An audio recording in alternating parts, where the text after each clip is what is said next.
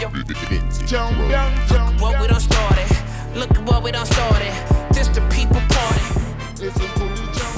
Peace and love, party people, in a place to be. I am the BKMC, Talib Kweli. This is the People's Party. This is the world's best podcast. And as always and as usual, I have my funny and thoughtful and thought-provoking good friend and podcast host, co-host of the year, Jasmin Leigh, in a place to be. I just won an award. Why not? Thank you. I mean, apparently, people get awards for podcasts. Who knew? Hi, Talib. How are we doing here? Good. How today? are you? I'm doing awesome. I don't know what my voice is just doing, but I'm back. I'm here. All right, you're And back. We're great. Today's episode is going to be a very special episode. On a very special episode of People's Party, we have a good friend of mine, another good friend of mine. We just been killing it with my friends. My friends be killing it out here. This guest today is the meaning of stay low. I could only find one interview of this man on the internet. In this era, there's like print interviews, but print is dead. We all know that. Print is dead. When I text him and I said, I want to interview you, but I know him, so we got questions.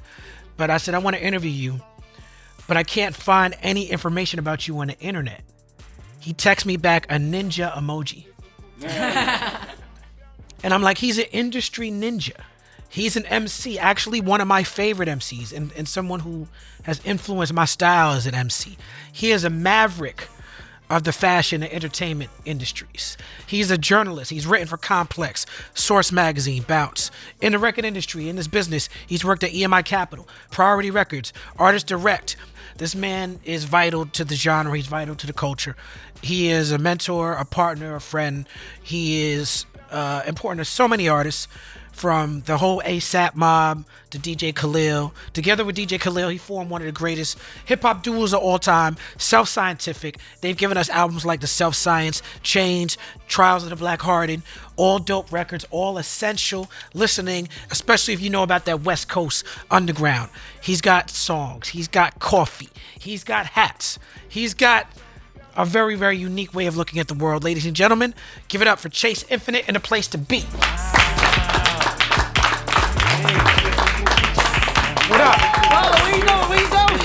I don't know. We have a new set situation. Don't know where to go. He wanted to come over here. I didn't want to walk in front of the wrong camera. What up, Chace Infinite? How you doing, brother? How you feeling? Kweli. I see you very often. You do? That's good. Yeah. I mean, at least recently, for sure, I've been right? seeing you a lot. I know, man. You outside. It's a good thing. Yeah, man. Pandemic is over, apparently, or slowed down, apparently. Well, for some. For some. Good to see you. Likewise, brother. Good to be here. I've watched this show a million times, and now I'm like, I'm in front of the People's Party. Well, let's start. But shout out to Willow, who did the People's Party. Oh, man, shout out to Willow. He also did the sets for the Black Star. I did not show know on that. SNL. You were with us. Yeah, well, I did know that. That's why I was there. Yeah, for sure. Willow's fire. Have you had him on here yet? No. Jared? That's somebody. Hey, boss. Willow would be an incredible guest, as much stuff as he's done. Yeah, so you be knowing about the behind the scenes people. Yeah. And that's what you're going to get into. He did Glow in the Dark. He did Rihanna. Yeah, a lot of tours, a lot of sets. He's fire. Now, we've done a lot of music together. We have. How many songs total? I I know don't you're a researcher, so you play like 17. Like actually. 17.5. We've got an EP's worth at least. At least. You got to figure it out. We were just talking about money to put that out one day. Yeah, we need to figure out how to repackage. Shout out to Daz Dillinger, the OG when it comes to the repackage game. For real. You worked on a song with our mutual friends and crew, Strong Arm Steady. Oh, yeah. Called Black History. Mm-hmm. That was featured on a mixtape called Gang Mentality that was put out by myself and Clinton Sparks, who we're interviewing tomorrow. Oh, wow. Right? That's what's up. Shout out to Clinton. Shout out to the Smash Squatter himself. You know what I'm saying? Clinton Sparks, who was very loud on all those mixtapes. He was. We're going to talk about that with Clinton tomorrow. Well, Back in the day, I guess you had to shows, compete so. with the previous, like, loud voices, right? Loud voice Clue, DJ. Clue. Right. You know what's been fucked up? I've been introducing myself as the Talib Kweli, and I've been trying to get out of that because it's like I get that from Envy, listening to Envy. Right. It's the Talib Kweli. How am I the Talib Kweli? Kweli, yeah. I mean, you are the one and only Talib Kweli. It's the DJ Envy. That's some New York DJ shit. I can't imagine anybody else calling themselves Talib Kweli. You're the one and only Talib Kweli. But on Black History, Yes, sir. You jumped on this song. Shout out to Affion Crockett. Who I had no idea could rhyme prior to that moment. He can rhyme very well. Really well. I couldn't believe that shit. I was like, yeah. And Affion Crockett also played a character called Affion Crothers on that Gang Mentality mixtape. Okay. He was hosting it, and it was like the gang debates at Tracy Morgan was like a whole thing that he was doing. I don't remember that shit. Yeah, go back and listen to it. I need to. It's very entertaining. That's the thing about mixtapes. I guess, I didn't always listen to all the skits and all that Well, shit. you listened to them when they came out, and that's it. Yeah. That's And I the probably purposes. smoked enough weed to forget at this point. But you're on this mixtape, Black History, and on the mixtape you say that your pops came to California in 1958. Yeah. And that he was on tour with Little Richard and friends with Jimi Hendrix. True story. And break that whole story down and talk about your family's Man, well, my history of father, music. Travis Johnson III, is from a part of Houston known as, I guess it's technically called Independence Heights, but it's affectionately known as Studewood, Houston, Texas. He moved to California in 1958. He's one of 15 children. He's the oldest male. But they moved to San Diego first and then moved to Los Angeles. So that part is true. And then he was an entertainer and an entrepreneur, but he was on tour with Little Richard in a group called Buddy and Stacy. If you actually Google Night Train, 1969, it'd be my pops and his partner, Stacy, rest in peace, Stacy Johnson also, doing a cover of Night Train on the local Cleveland local television show. The program was called Night Train. Okay. It got bought by Don Cornelius and turned into Soul Train. Wow. So originally it was a Night Train, and he was performing with a young musician by the name of Jimi Hendrix. Jimi Hendrix was left-handed, so he's playing the right-hand guitar upside down. And he plays the top string with his thumb. You can kind of see it. He's in the back of my my father actually. And he was an entertainer. He was. I got pictures of him on the road with Little Richard, and Little Richard was a very good friend of his, and Little Richard's brother Robert Penniman. Big Robert. Yeah, Robert Penniman was one of my dad's best friends. So it's all true stuff. My father was an entertainer, and before, when I was young, I didn't even believe him. He'd be like, "Man, I knew Jimi Hendrix. Jimmy used to like hoes, man. I took his money so he wouldn't spend it on hoes." Your parents say shit like that. You go, "Well, whatever, bro." Who was saying that? My dad was crazy, but it was a true story. Yeah, and I didn't know until later. Your musical legacy is real. Yeah, and my mother actually sang with Earl Gardner's band for a little while. She was an actress and sang with Earl Gardner's band for a little while. Jennifer Lewis came to my coffee shop. Shout out Jennifer Lewis. Shout out Jennifer Lewis. She came to my coffee shop recently and told me that my mother was part of the thing that inspired her to become an actress, because they're both from St. Louis. Wow. And she saw my mother in a play when she was young. So, Wow. shit Shout like out to the great Jennifer. The things you Lewis. find out about your parents later on in life, man. I really didn't know, but Right. that was the truth, man. Yes, indeed. Yeah. Definitely so sorry for the loss of your mother. I know it's still very fresh. What are some things that you were doing to manage your grief? Because it's not something that you just get over. That's a very interesting question. Only because, I recently, about a year, I stopped smoking weed. So before, and anybody knows me, Kweli knows, because we're good friends, but, that would have been probably my heaviest coping mechanism. I would have been smoking a lot of cannabis, but, I have people in my life that really care about me, and I have, I went to therapy for a little while, and I just have people that really care about me that I can confide in and just talk to them about it. So that's been my biggest coping mechanism, really, that and continuing to work. Yeah, for real. Continuing to work is interesting. Recipes to your moms. Yeah, and my pops, man, 2 years. Yeah, within Both of them. Yeah. Thank you for opening up and sharing that with us, Chase. For sure. What were the challenges of being a young black man born and raised in LA that were different in Southern California, that were different than black men all over the country? Because you've lived all over the country. Yeah, I've been fortunate to live everywhere. But the thing that's unique about Los Angeles, and I probably said this, several times on whatever interviews in print. I heard you talking about print before, but yeah, I think it's probably navigating the traditional quote unquote cultures that kind of govern Los Angeles. Car culture, because you spend a lot of time in cars, and I'm not a huge car enthusiast, although most people from Los Angeles are, but you spend so much time in the car that everything in your life is kind of predicated around how much time you're going to be in or out of a car. And then, gang culture, moving around a little bit when I was young. You know, we lived in many different neighborhoods or territories. I spent a lot of time in quote unquote blood neighborhoods. So, you know, and a lot of my close friends and family actually belong to that tribe. Although I got a lot of cousins and relatives as well that are Crips, but just those are probably the two biggest things I had to navigate just as a youth, for better or for worse. But it definitely helped shape, you know, the basis of who I am, you know, having to navigate those two obstacles. In LA, the connection of not the connection of the intersection of Crips, Bloods, Mexican gangs. Yeah. It's massive. On your first record, you're talking a lot about Black and Brown unity, but you're also shouting out Bigga B, who had did a party unity. I think this was the party, if I'm not mistaken, this is my first time performing in LA. Was at a unity event. Probably. And you would have had to probably be there. I was at every unity, for sure. Talk about Bigga B and the importance of that unity situation in Los Angeles. Bigga B was my first cousin. His name is William Lanakila Operin.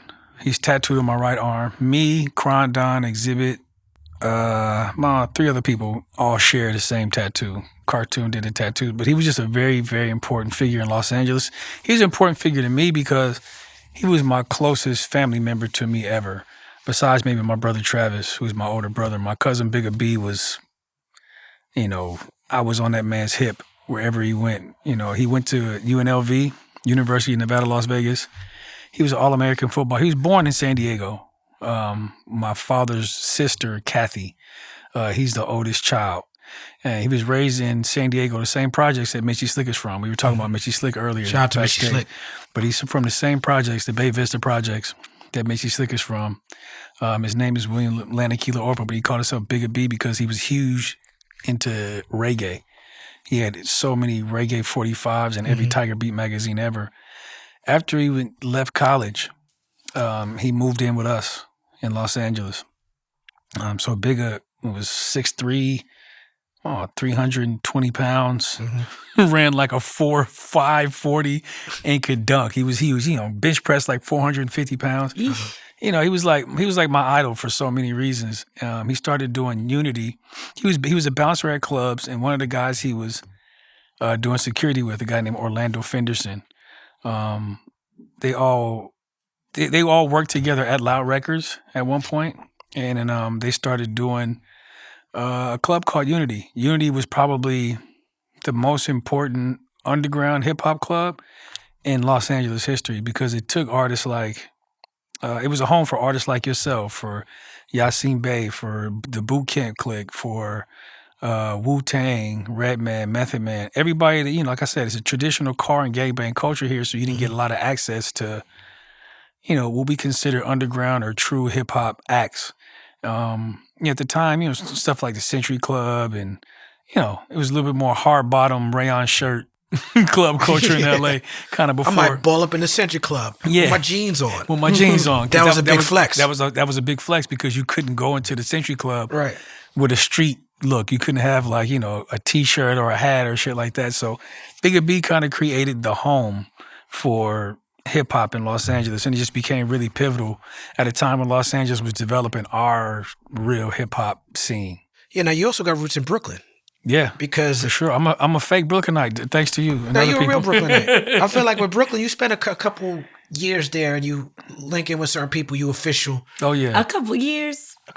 I think Brooklyn has a fast track. I did like a solid 8 in Brooklyn though. Yeah, I lived on St. Mark's and Nostrand and Green between Stuyvesant and Malcolm X. So I lived in like real Brooklyn.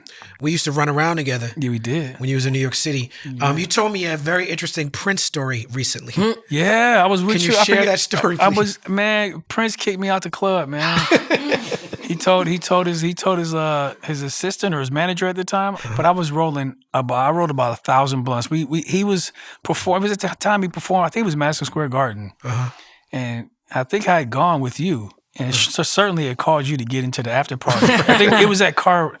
Damn, what's the name of it? The Derby. Or the Derby, yeah. Something like that. It was a Derby. Yeah. The club called the Derby. And I went because obviously me and you were friends. I don't know fucking Prince. I never met Prince a day in my life. But I was smoking a lot of herb, mean, you were running around as usual doing 1,000 fucking things. And I'm sitting in, you're like, yeah, just sit over there. So I sat, it's like a, those booths, like the curved booths and shit. I'm sitting on the edge of the booth, like with my feet on the sofa. First of all, he probably didn't like my etiquette. But I'm sitting What I look like putting my feet on another nigga couch or something? Yeah, but it wasn't his per se. It was just his section. He was like a real live Chappelle skit. It really is. He literally was standing right there. So I'm sitting here, not really trying not to look at this because all I keep thinking, what was the comedian talking about? If you look in this nigga eyes, something. Charlie Murphy. I'm like, I'm not about to look at this nigga too deep. So I'm sitting here rolling weed, about 6 frontos in, and I keep seeing him like. I see him. He whispering to the little. Like, So I know he's saying something. Just felt it. Maybe the 7th fronto. The young lady came over to me and asked me, could I please leave the section because I'm blowing smoke all over Prince's section. And I clearly, he's like, who the fuck is this dude? Blowing weed in my face. But really, I'm just trying to stay stationary because I'm hanging out with Kweli. But Kweli is, And the funny thing is, when he kicked me out the section, the next section over was Leonardo DiCaprio's fucking section. I'm sitting over there doing the same shit. And they did the same shit eventually. Like, who the fuck is this motherfucker just rolling? Yeah. I was like, I'm trying to be discreet and just keep rolling weed so I don't seem like I'm about to jump somebody, but it's funny because that was a really big, important deal to us to be able to smoke weed wherever we wanted to. I used to not go places if I couldn't smoke. Still don't go places if I can't smoke weed. That's the question is like, is it cool? Okay, can I smoke? Why did you stop smoking? I just felt it was time, man. I'm 48 years old. I think after my father died of a cardiac arrest and my mother having renal failure, and I was like, I've been extremely fortunate, right? I've had no major health issues or nothing like that just yet. And I plan on living a long time. Right. Mm-hmm. And I don't want something I choose as a vice to be the thing that leads to whatever health problems I might have. And there's no guarantee, right, that you won't. But it's not going to be something that I chose as a vice that's going to lead me in that direction. And if I'm being completely honest, it's probably like, that COVID shit was crazy. Like, I was one of the people who's like, whatever. Then I caught it.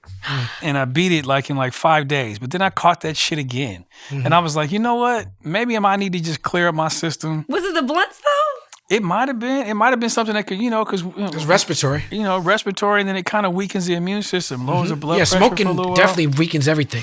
Yeah. So and it's definitely a vice that we choose. That's a very astute way to put it. Yeah, it's something that we really chose, and I was, and then I realized I probably was more addicted to the tobacco, than I was the herb. I realized that a few years ago. I stopped really smoking blunt. You ain't seen me smoke blunts in years. I have not. Because I got rid of the blunts years ago. Because I realized that I was addicted specifically to the Dutch Masters. Yeah. To that particular leaf. You get mad if you're like, nah, not these Dutches. I don't want that vanilla Dutch. Yeah. I would smoke with other people, but that would be my preference. But now I don't like any of it. I never liked the leaf.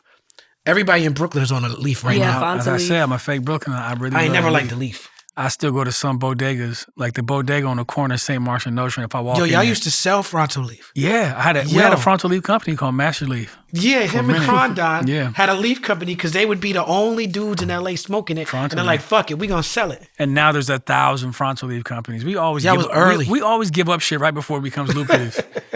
But we definitely had a company called Master Leaf. And I was an unofficial spokesperson for Fronto Leaf. Thank you for doing the function on Liberation. Oh, for sure. I got Liberation 2 coming. Thank you for having me on it, man. Self-Savior as well. One of my favorite songs. You said that to me before. I love that song, man. Thank you for it just feels good. And then, I don't know, like, I've always been a fan of, like, jazz and hip-hop fusion. And the fact that Maurice Mo Better Brown, who's a jazz artist. The fact that Maurice did that is like... He made that beat, yeah. So, shout out to Maurice. The horns are very prominent. The old Paul Revere drums and shit like that. I just, I love that song. Word up. Yeah. We got great chemistry when we make songs together. We do. Well, you're a great MC, and I mean that. Like me, I was listening to Self-Scientific Records when I was starting my career. Right. So I was tapped in. That's what's up. I appreciate that, man. Hello, My Name Is a great way for new artists to showcase their talent. How did you get set up with Amazon Music and Twitch? Oh, man. My man Tim Henshaw over at Amazon. Good Brothers definitely has really tried to help us at Harun Coffee a lot. Mm-hmm. But the way that it actually happened is Jaha. Johnson. I've been knowing Jaha for a long time. It's funny. We both Shout out went to Jaha. Yeah, shout out to Jaha. We both went to college in Atlanta. It's funny because I didn't Where'd you know. go? I went to Morris Brown. Oh. Went to Morris Brown. Wolverines. But me and Jaha both went to school down there in the AUC, and we had a lot of friends in common, but we didn't know each other during college. But before he even pitched the show to Amazon, he was like, bro, I want to do something that's like our version of other shows that are out there. But I want to do it at Harun Coffee. I was like, whatever, just let me know. So when he actually got the green light from Amazon Music to do it, I was more than happy to let them utilize the space, and it really helped us. Because those production budgets, as you know, help a lot. For any independent business, that should help. I wish they would come back, please. Hello, my name is. Please come back. And it's cool that it's at a coffee shop. And speaking of Harun Coffee, how did you decide to start that? In 2016, I bought a home in Leimert Park. I love Leimert Park. Two things. I spent a lot of time in Miami when I was managing A$AP Rocky. Mm-hmm. We would always stay at the One Hotel. The One Hotel has a really, really dope coffee shop in it. A lot of brothers and sisters from Haiti working there. And I always liked the vibe in there, the way it looked, the vibe, the camaraderie, the people that came in there, the regular customers. And I always said, like, man, if I get some extra money, I want to start a coffee shop because it's like a central point for conversion in any developing community. Like Miami, that particular part of Miami wasn't a good example of it, but the coffee shop was a good example of it's just a business that doesn't have a whole bunch of pressure on it. Right. You can source some really good coffee. There's a lot of Black roasters, particularly here on the West Coast. We're huge into what they consider specialty coffee. And I was just I was living in a rapidly gentrifying neighborhood. There was a lot of talk about how it was changing and all this stuff. And I just wanted to do something that would be like a central point of convergence for all these different ideas and personalities and stuff like that. It was probably less about coffee, more about community. So that's the reason why we started it. Yes, now that I know about it, I will be frequenting. I might stop by after we do here to get some work done. Oh, man, come on. What's your morning coffee routine? I actually don't drink coffee right now. My morning coffee routine is actually an iced chai latte. I have an iced chai latte with oat milk. That sounds hella bougie when I say it out loud. No, it I love oat milk. It sounds perfect. Fuck. An iced chai latte with oat milk and a just egg just egg sandwich on vegan Isn't brioche. that fake egg? Yeah. Oh. Yeah, it's horrible. I sound mad bougie right now. But You sound like someone who is from LA. Lives in in LA. it to win it. Yeah. You in it to win it. Now you in it to win it. Like you said, I'm 48 and I'm trying to be here. I'm trying to be here. And you man. in it to win it, bro. Word. I remember Harun was before you were in Leimert. Yes. But yeah, that was a great spot. It was a great meeting place for artists and culture and everything. And I didn't understand the Harun Coffee vision at first because to me it was about the clothing. Yeah. So talk about the clothing and where you're at with that. Well, funny as it sounds, actually Harun, I started as a concept when I had Prohibit NYC in New York in the Lower East Side. I started making. I'm allergic to alcohol-based fragrances. So it may. That's why the frankincense be lingering. That's in why there. the frankincense be lingering in there because my eyes dry up. I get like scratchy throat and shit from alcohol-based fragrances. So I started, and then I always thought I'm a huge fan of doing businesses that are small industries where you can kind of make a huge impact from a marketing perspective, but don't have to have the pressure of competing with a bunch of major brands. And I think in 2009, 2010, I read in a Monocle magazine that the independent fragrance industry was like $117 million or something like that. And I was like, wow, that's why Yasiin got a scent guy. I was like, yo, it's a huge market. Right. So I started doing these fragrances, I remember, these 8 original oils Yeah, from that's India. right. That's right. And then me and Yasiin was hanging out a lot, so we both scent fanatics. Y'all got into the scent game. We got into the scent game, and coincidentally, I started Harun the scent with Yasiin. That's something there's an Indian oil that I'm not going to get the name of because I don't want anybody to steal my formula. But it was a very strong Indian attar. That's because that's what they call them, attars. And then Yasiin gave me the top note. I used the Indian attar as a base note, and Yasiin was like, man, we should add this as a top note. And I started packaging this stuff to the point where we did a bunch of articles. I was selling it exclusively to Union, which is a menswear store out here, which is, really, really known for their Japanese menswear and shit like that. Then we transitioned into clothes in 2014. When I moved back to Los Angeles, closed Prohibit. I moved back to Los Angeles and I started a store with my good friend Mikhail Tesfaye. Yes, shout out to Brother Mick Jagger, who was making shoes in Ethiopia. He's Ethiopian. He was making his shoes called Passport in Ethiopia, Passport ADV. So we decided to do a store together because we both were packing. We have similar ethos, I guess, in how we approach fashion. So he was doing shoes. Mikhail's a very fashionable dude. Oh no, man, that's the big homie. Great eye, great fashion sense. Oh no, that's definitely a sensei when it comes to that shit. So he had his shoes. And I started making clothes when we did the store together. We did a store called PHC, which was Passport Harun Company. He sold his stuff on one side of the store. I sold my stuff on one side of the store. And I had a fragrance bar, but I was like, man, we should start doing clothes. So I started doing clothes around 2014. And, now we got, Harun International is the site that has all the clothes and stuff. We still do clothes, but I always thought, even since I had Prohibit, that, man, people don't want to spend $400 on jeans or $100 on a T-shirt or whatever all the time. And if I could just sell something that was like a low-hanging fruit every day, I wouldn't have these 0 days at the register. Something that's unique, authentic, cultural. I would come there when I had shoots because I knew I wanted to wear something that was unique and that was black. Yeah. That's something I could be proud to wear. So I would always show up and you would always pull out the camera. Okay, we're going to take the picture of all you in the hat or the shirt, whatever. Absolutely. I got to get my marketing done. Yeah. Don't get mad at me. No, I will continue to give you clothes as long as you take the picture. That's right. Amen. One hand wash the other, both wash the face. That's it. And you're still doing this. You have this gallery and a safe space at Harun Coffee and Leimert. Explain for the people who are watching the significance of Leimert Park in your Harun journey and how John Singleton's situation factors into that. Oh, man. Well, first of all, Leimert Park is a community in what they consider nowadays South Central, but technically it's West Central Los Angeles. It's over by my hood. Yeah, for sure. It's bordered between 39th Street and Vernon, Crenshaw, and Arlington. But the village where we're at is actually even smaller. It's really along Degnan Boulevard in between 43rd Place and 43rd. That's where all the business is and most of the commerce is right there in Leimert Park.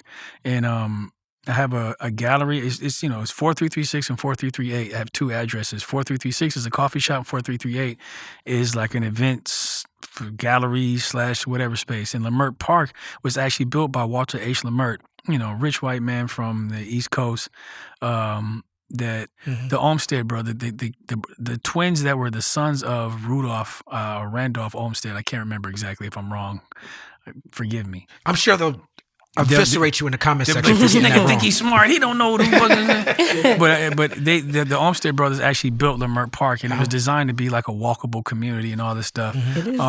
After the Watts riots in 1965, because originally nobody of African descent or black people were supposed to be living in Leimert. It was obviously meant for well-to-do white people from the East Coast. They used to come here for, the solstice festivals and Tournament of Roses parades and shit like that. So after 1965, white flight happens in the community, and then you have, I guess if you're in Los Angeles and you're trying to get a litmus test of all aspects of black life, from rich to low income, Leimert Park is a perfect area because right in the hills you have some of the richest black people in the world.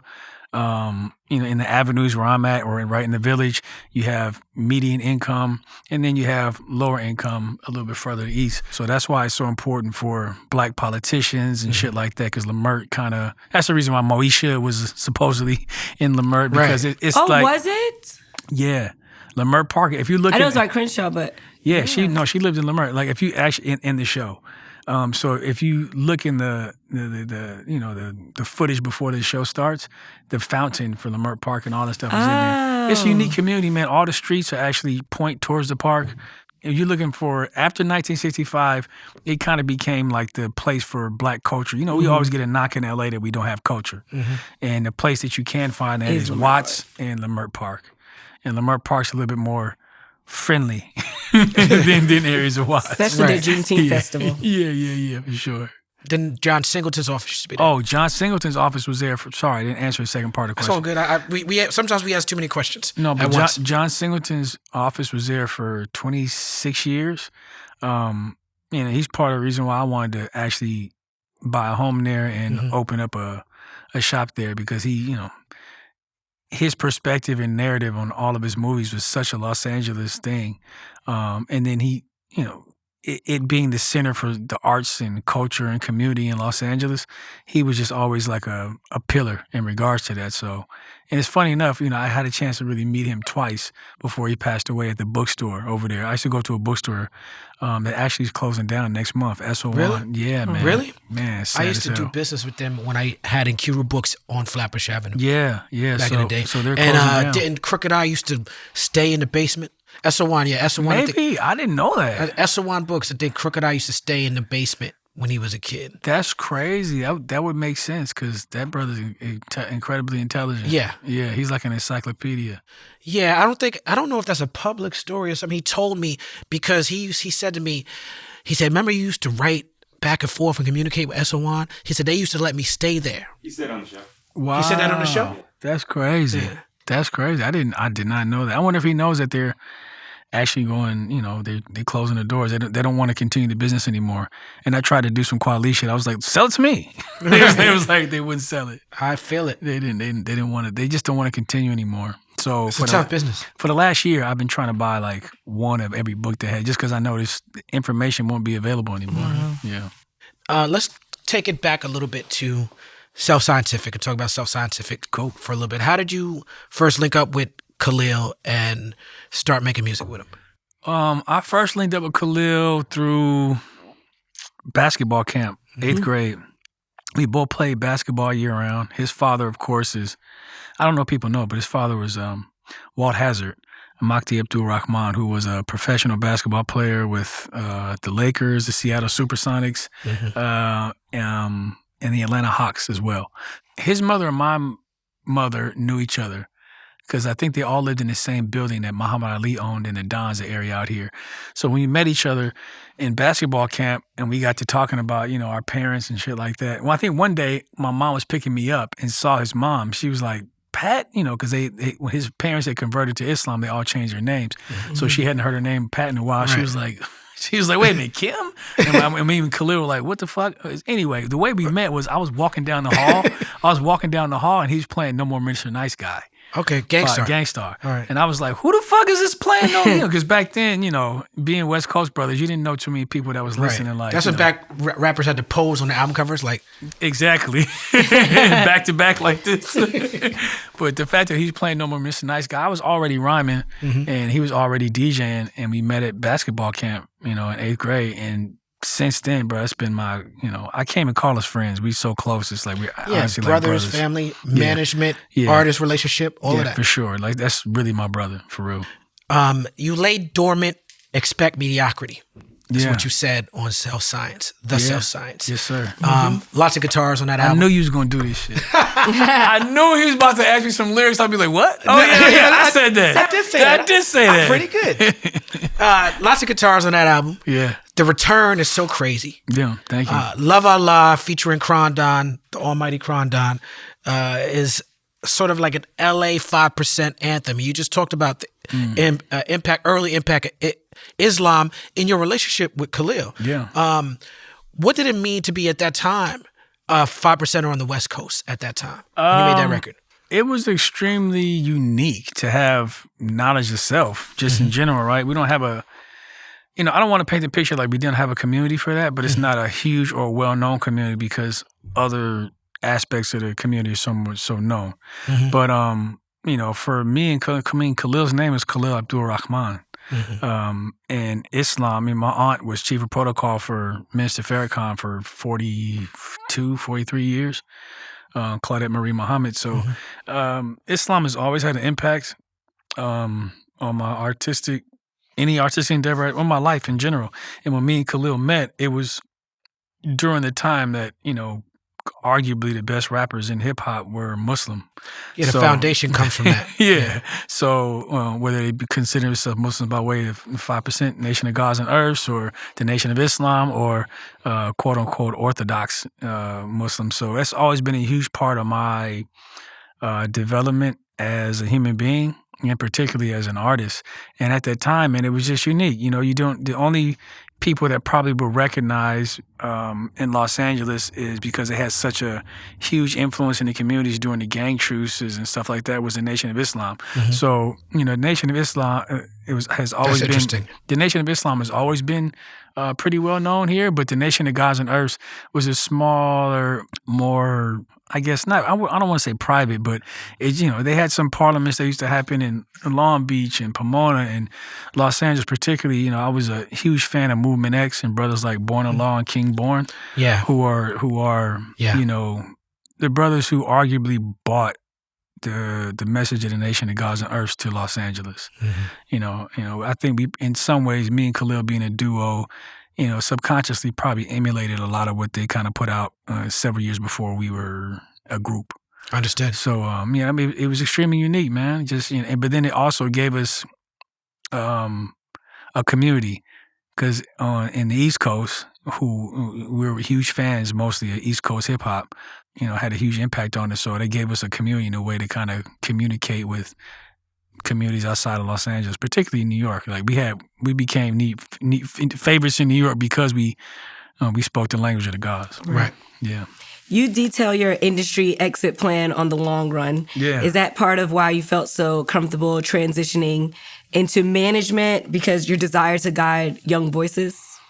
Partly, yeah. I think that's definitely part of it. And that's why, the reason why I kind of mentioned it on the long run, on the self-science, is coincidentally the way I started working in the music industry, Khalil's mother, Jaleesa, who was like my second mom, she was the director of a program called Yes to Jobs, Youth Entertainment Summers, that was started by Al Cafaro and Albert Moss, who are the Jerry Moss and Al Cafaro, who are the A&M and A&M Records.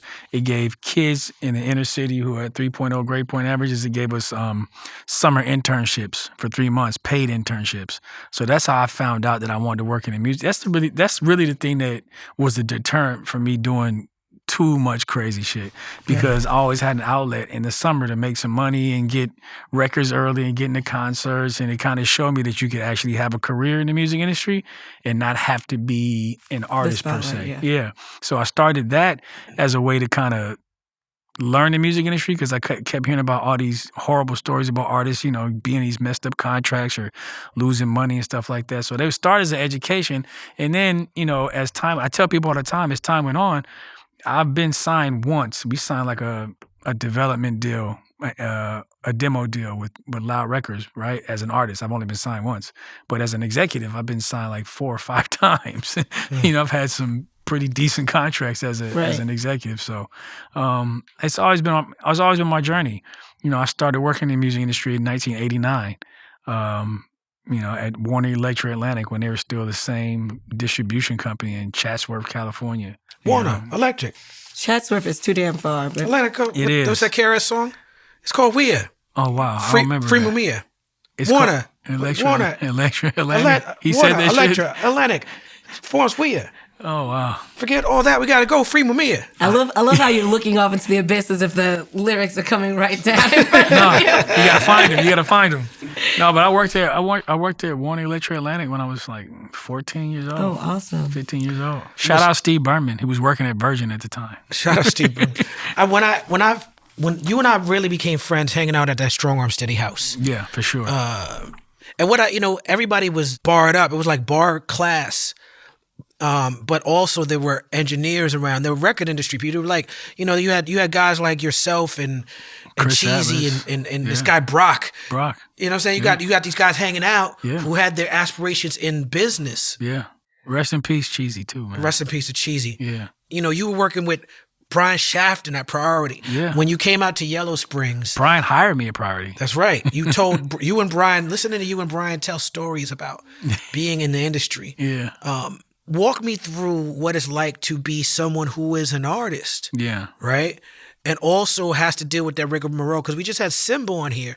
And he tells a story, he didn't tell it on this show, but we talked about it a little bit, about how he would argue with Stat Quo. And he said, according to Simba, Stat Quo would tell him, don't do this. You got to make a record like this. Nobody trying to hear what you're trying to do. Like he was given, this is his interpretation of it. Right. And, me knowing Stat Quo and liking Stat Quo as a human being, I would like to believe that Stacko was just trying to look out for the young man. Like, no, I've been through it. I was going to say that too. People forget Stat Quo was signed to Shady Records. Yeah. An incredible MC himself. So how do you navigate someone who was on this side, but now you're on this side? At first, when I was younger, I think it was a little harder because I had more of an ego as an artist. So, sometimes I'd be like, this nigga sucks. Like, I'm working with this nigga. How does this nigga get a deal? We don't have a deal. Like, that type of shit. So it was a little harder when I was younger, I had more of an ego. But it really hasn't been that big of a, like I said, because I started interning at 14. And I was learning, the industry at the same time I was developing as an artist. And then when I saw the pitfalls that artists go through, signing major labels or even independent labels, I just never really wanted to go through any of that shit after a while. I always wanted to put out my own, because we figured out how to navigate the course of putting out an album ourselves. I mean, we used to literally I used to get my acetates cut and deliver them to Rainbow, get my vinyl, and then hit the road and sell my. That's how I know Peanut Butter Wolf when he was a buyer at TRC, distribution company in the Bay Area. Benny B, all these guys. I just started to create the business. Like, it went hand in hand, but it was hard at first because we definitely had an ego and thought we were better than everybody that was signed to most of the labels. So now that shit don't, it hardly ever comes up. People that I manage now, like somebody like yourself or Yasiin, to come in the room and talk about the shit. So it becomes a little awkward only because they'll be like, oh, whoa, you like rap. These niggas like this. When they see that you guys have respect for me, it becomes a little awkward sometimes, but it's never because of me. I don't even bring this shit up really no more. Like, when I'm working and I'm at service for an artist. And when I'm rapping or, being an artist, and I guess I put my artist hat on, I kind of separate the two. Yeah, that's the only way I can navigate the shit.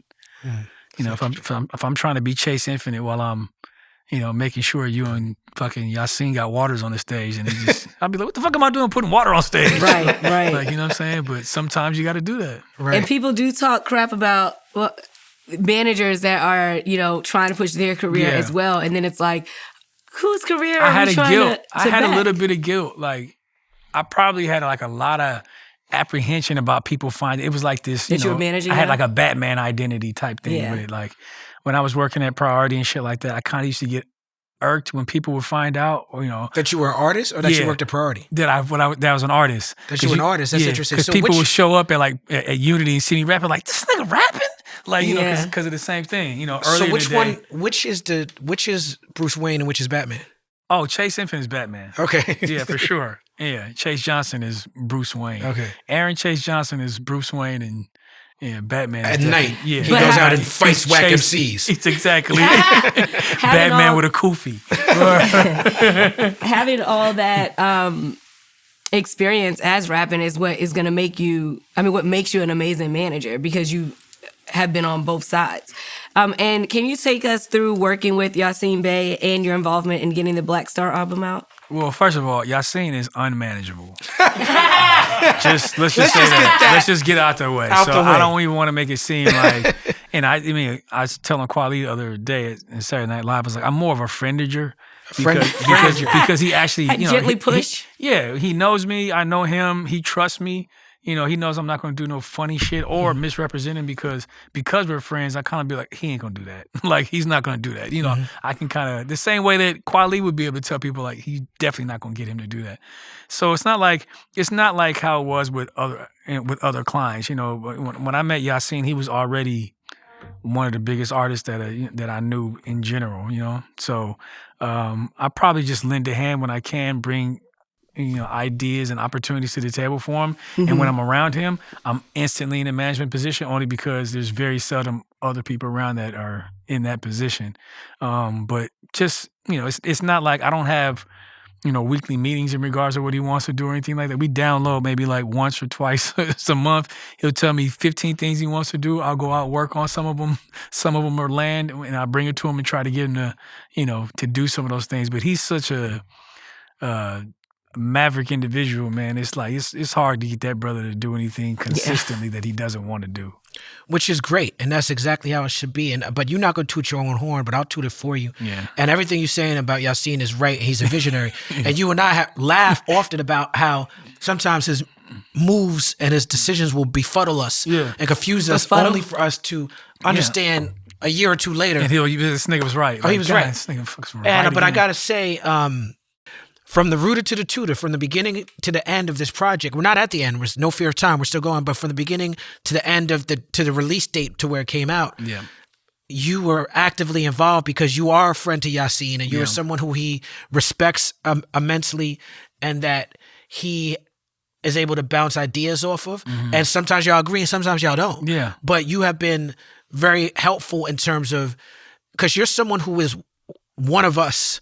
You're an artist like us. Right. You're cut from the same cloth. You were out there putting out records independent when we was trying to put records out independent. Right. We all came in this game together, but you also went on to continue in the industry to see where the industry is growing and evolving. Right. And whether we listen to you or take your advice or not, I just want to thank you for always having an open ear and always having a good word for us that's not based on any type of transactional relationship. Yeah, it's just based on the love. I appreciate that, brother. And it does come out of love, for real, because you know how much love and respect I got for both of you brothers. Yes. indeed. For real, for real.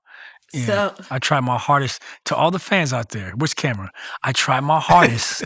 I tried everything to get these brothers to put this album on DSP. I just want to say that. They wouldn't do it. It's not my fault. It's not my fault, though. I tried everything.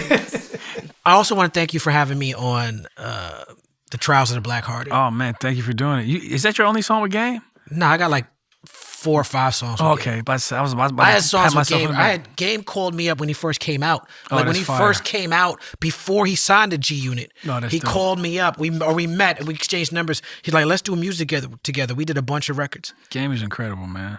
Yeah, he was. He don't get the recognition he deserves, but That was a good record. That was we were swinging for the fences on that record. we were. Who's singing on that hook? Kobe. Kobe. That's Kobe. Everywhere I That's go. Kobe. Yeah, for sure. It was Kobe.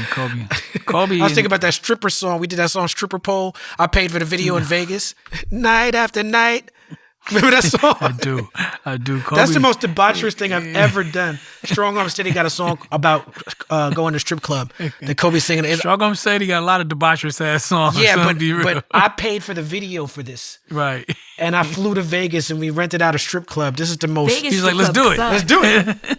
I wasn't in the video. I just directed it. Nice. Okay. You stand there. You twerk like that.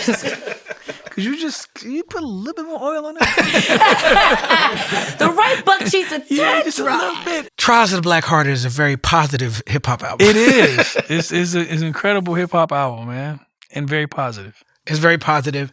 On Change, you were still like, trust us, we some gangsters. Yeah. But on Trials of Black Hearted, we're now you're starting to grow a little bit, and you hear early Freddie Gibbs Yeah. on the song Peaceful. Yeah. DJ Khalil's production. Mm-hmm. He was working with the New Royales. Yeah. Sound was expanding. You got Picture Show featuring the New Royales. Mm-hmm. You then when did you start managing Khalil as an artist? I started managing Khalil when I want to say 99, maybe 98, 99. He did his first song deal with Aftermath. Mike Lynn from Aftermath. Khalil did 3 or 4 songs on a demo by an artist named Brooklyn from Brooklyn. I remember Brooklyn. Female artist. And she was signed to Aftermath. Dr. Dre obviously signed her and became a huge fan of the production that Khalil had on the demo. Mike Lynn, who was a great A&R with Dr. Dre, I remember he told us, he's like, man, I got an open checkbook over here with your name on it. And we did a 10-song deal with Dr. Dre. And at the time, I think I was working this might have been 2000, because I just left Priority, or 2001. I just left Priority and I started working at Artist Direct. I was working at Artist Direct at the time. And Khalil was like, you need to manage me. So me and Zach Katz formed Shout out to Zach Katz. Shout out to Zach Katz, is my guy. He actually was Khalil's lawyer at the time and negotiated the deal. So that's when we first started working as a client manager situation. Because we're best friends and in a group together, managing him was probably a little bit too much. So I started managing Khalil, I think 2003. And then that's when Greg, his current manager, actually just took everything over. Now, are y'all still putting out Fear and Propaganda? Yes. Fear and Propaganda is a concept that we've been working on for Come in Peace, Prepare for War, and Fear and Propaganda are two concepts we kind of been telling people about for a while. And believe it or not, we probably got about 30 songs for both of them. We just haven't finished them. We're in a process now, really, really finishing it though, because we did a show recently. The Visionaries actually invited us out to this thing called the Galleries Festival that they did. We saw the response of fans and decided Got to do it. Yeah, we got to finish the shit now. So we're gonna finish both of those projects. But Fear and Propaganda was really about. I probably started writing it right before Obama was elected, and it's just really about how America utilizes fear and propaganda to fuel this commercial state that we all kind of live in. Everything is, everything is a funnel for capitalism. The only way that anything's given any brevity in the modern world is if you're able to sell it. So we figure that fear and propaganda are the two mechanisms that make people, prime for sales. Yeah. In any aspect of life, whether it be social, political, whatever. Those are the two things. Like even when they're trying to sell you medicine, it's based off the fear that you're going to die, or just everything is based off fear and propaganda. So that being at the root of everything, I was like, man, we need to make an album about how these two things are used to make you a consumer constantly. Yeah. Shout out to the ASAP mob. For real. You have a special relationship with them, but particularly with Rocky from the beginning. You started sort of as an OG mentor, talking shit in the mixtapes, to mentoring, recipes to Yams. Rocky is named after Rakim. A lot of people don't know that. Yes. He's born on the same day as me and Black Thought. A lot of people don't know that. Yep. Tell me some of your favorite experiences from the era of you rolling with that crew. Oh, man, I got too many fond memories of rolling with that crew. But just really, I guess overall, my favorite memory which is an extended memory, is just watching the public, transform from people who didn't know who A$AP Rocky was to be in complete admiration of his talent. And I think probably, the thing that stands out the most is he did a show. The first show that he actually did in New York was part of the A-Life sessions. And it was a show for Danny Brown, actually, that they did. And they, A-Life used to do these backyard concerts. Rocky was breaking at the time. Me and my partner, Hip Hop, were, trying to get him an independent deal to help him put out their first mixtape that they were working on. And because Hip Hop had bought into A-Life recently, we had the idea to have Rocky open up for this huge party that Fool's Gold was doing with Danny Brown. And his video for Purple Swag had just came out, and the way that the crowd reacted, small audience, maybe 200-300 people packed in the back of A-Life, a real downtown New York situation. It was just, that's one of my most fond memories of living in New York, and particularly from the A$AP mob, because you saw at that moment how a star was just born.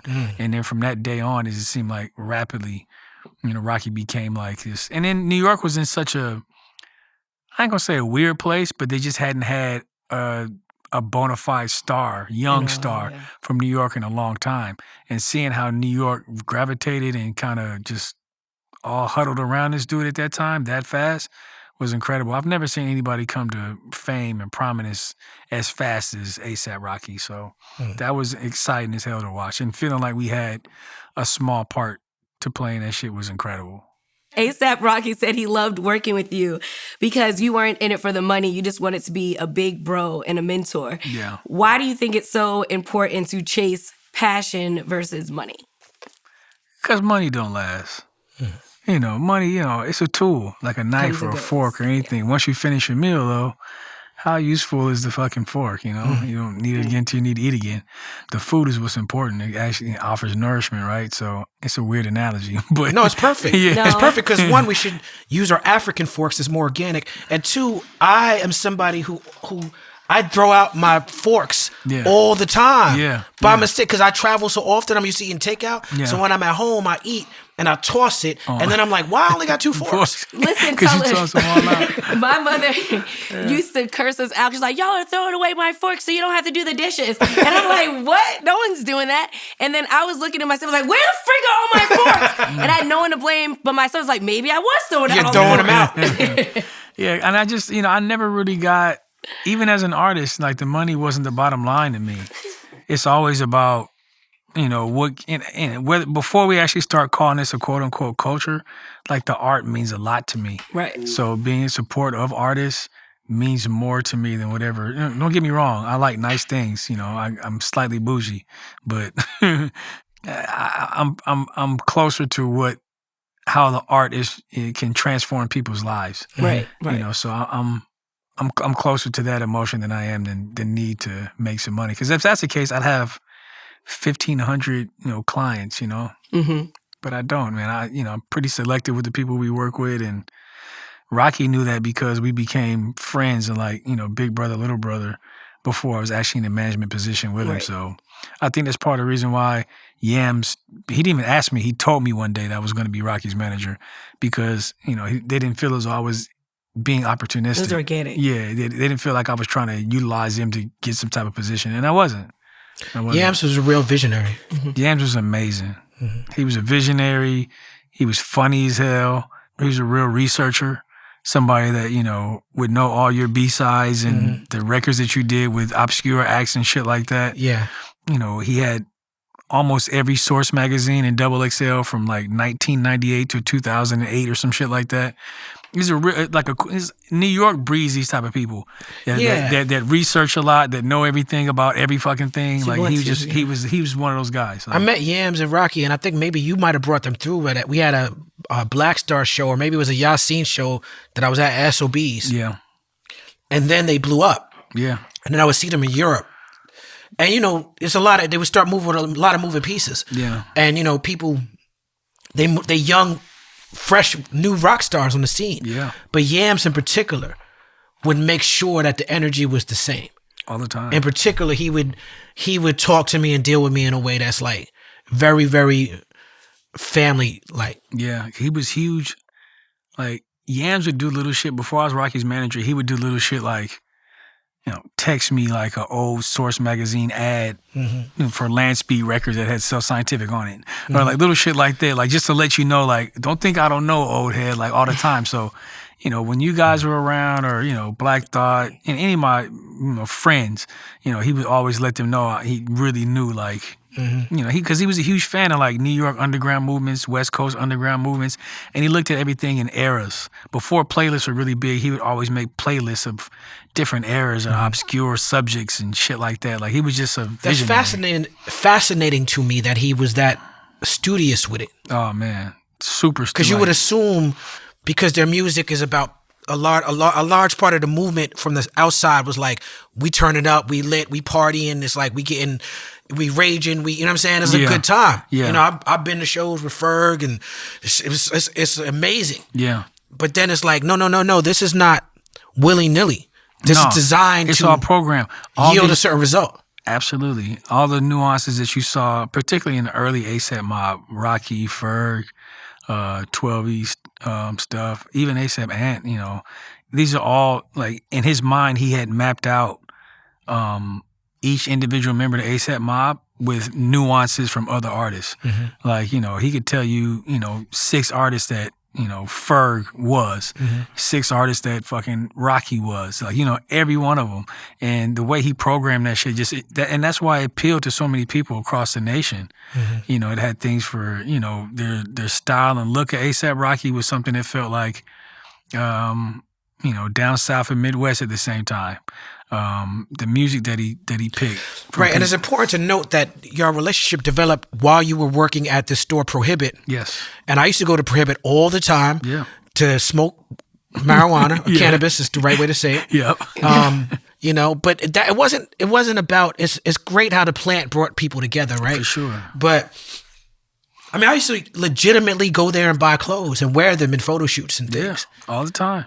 Yeah. And not always buying. We gave you some clothes too. You gave me a lot of clothes. Yeah, but you met Rocky and them from coming through that shop. You met Mac Miller from coming through that shop, right? Mac Miller, Rocky, ASAP Yams, Smoke DZA, Action Bronson, Danny Brown. So many artists. I mean, Jay Electronica lived on my street, but he used to come to the shop all the time.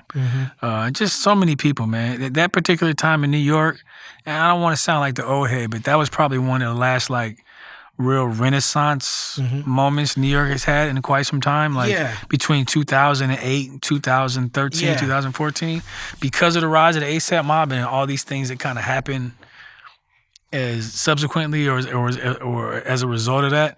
You had so many people that just converged on the city and were doing things together. The community at that time was the 2010 incredible. freshman cover is Wiz Khalifa, right, and Currency, and was DZA on that too? Maybe Currency as well. I don't think DZA was on that one, but he was part of that crew because Creative Control was going on. It wasn't in the Lower East Side. I think it was actually in Tribeca or Soho. Creative Control was in Tribeca. Yeah. But it was all like we had this circuit, between our shop, A-Life, Creative Control. Like everybody kind of just floated, in that area all the time, and we all spent a lot of time together, man. I would do mixtape parties and all type of shit, man. Like it was just a really good time I actually missed that era. It's a good time in New York. You mentioned Hop earlier, who gets shouted out a lot on this show. Forming Agent 78 with such an iconic person in this business as hip hop, and landing a position at Rock Nation. How did that occur? And how you describe your relationship with that guy, hip hop? Oh, well, Kiambo Hip Hop Joshua, who's professionally known as hip hop, is one of my best friends. Funny that you would mention Cheesy earlier. Felix, who we refer to as Cheesy from Inglewood, was actually, a person that actually helped bring everybody together. He did street teams and promotions and all type of stuff. An incredibly funny individual and just a good person, but he helped really bring me and hip hop together. We actually met, I think, through KC though. Who works with Dreamville, I think, for a while, and used to work with Sunshine Anderson and Mark Spark and all those.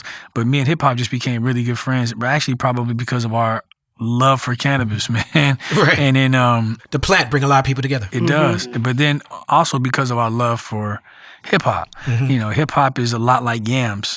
He was quiet. He is quiet, and he studies a lot. And I'm just one of my best friends. And when I was first working with ASAP Rocky, I wanted to do marketing for him. I wasn't, trying to be his manager.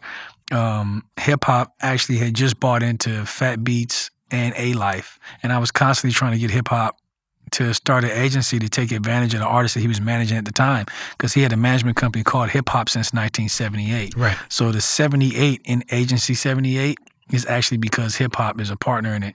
Originally, when we started Agency 78, it was me, Hawaii Mike, Emeka Obi, and hip hop that were trying to basically do marketing campaigns for companies like Reebok and Kodak and I think Dell Computers and shit like that. We were trying to get the youth marketing initiatives for all this shit because we felt like we had a good stronghold in New York. And then it just kind of evolved, one thing after another. We formed the management kind of when Westside Gun came to me at Westside Gun, who was just a friend, somebody liked his music.